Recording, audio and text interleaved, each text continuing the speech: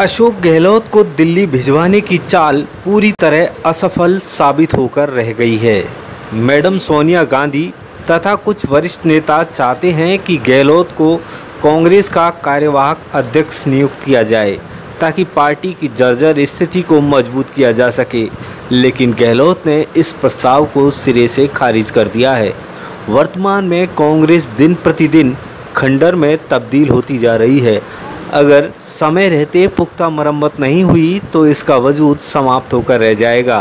कांग्रेस की अध्यक्ष सोनिया गांधी उम्र के अलावा स्वास्थ्य की दृष्टि से अब पार्टी का सफलता से संचालन करने में असहाय हैं। अहमद पटेल के निधन से वे पूरी तरह अपंग होकर रह गई हैं। इस समय अशोक गहलोत ही एकमात्र ऐसे नेता हैं जो अहमद पटेल की भरपाई कर सकते हैं। उन्हें लंबा राजनीतिक तजुर्बा है तथा गांधी परिवार के प्रति वफादार भी हैं। जोड़ तोड़ की राजनीति में भी वे पारंगत है। अगर वे राजनीति के माहिर खिलाड़ी नहीं होते तो पायलट अब तक उनको पटकनी देकर मुख्यमंत्री की कुर्सी पर काबिज हो जाते। अपनी जादूगरी की वजह से वे डूबती सरकार को बचाने में पूरी तरह कामयाब रहे। सोनिया बखूबी जानती हैं कि राहुल या प्रियंका राजनीतिक रूप से परिपक्व नहीं हैं, इसलिए वे अपना राजनीतिक सलाहकार नियुक्त करने के अलावा ऐसे व्यक्ति के हाथ में पार्टी की कमान सौंपना चाहती हैं जो इसके काबिल हो। इस वक्त केवल अशोक गहलोत ही इस डूबते जहाज़ को बचाने में कुछ हद तक सफल हो सकते हैं। आने वाले विधानसभा चुनावों का परिणाम पहले से ही घोषित है। कांग्रेस को बुरी तरह पराजय का सामना करना पड़ेगा। यूपी में कांग्रेस चौथे स्थान पर रहे तो कोई ताज्जुब नहीं होगा। सपा पहले ही कांग्रेस से गठबंधन करके देख चुकी है।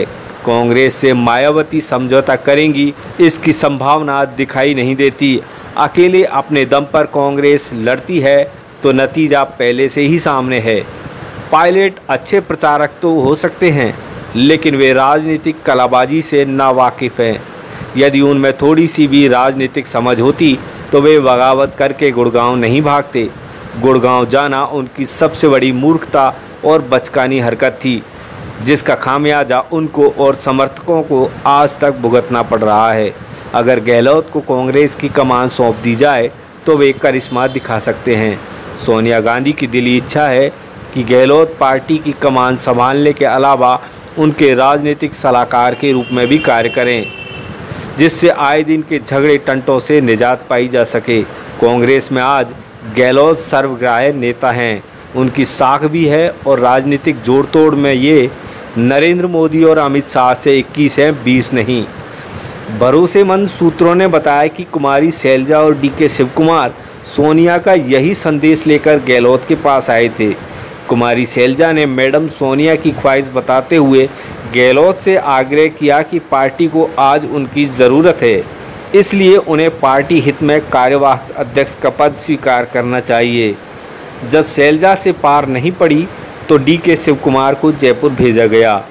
गहलोत और शिवकुमार के बीच प्रगाढ़ संबंध है, इसी को दृष्टिगत रखते हुए सोनिया ने उन्हें जयपुर भेजा।